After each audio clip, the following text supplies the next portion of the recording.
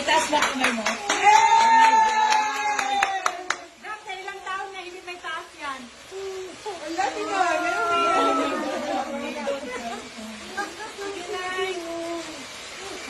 Masakit kasi siguro yung balin.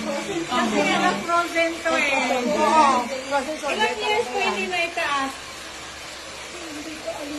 80 years old.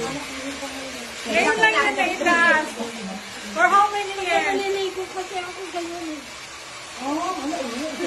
Kasi hindi ko may kasta. Pero ngayon okay na, Nay. Sige na, Nay. Ganyan na.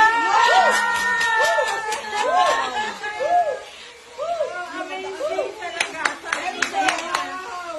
80% in one session, may result kayo. Kayo makakaramdam kayo. 50% na yung result. Mami, how old are you na?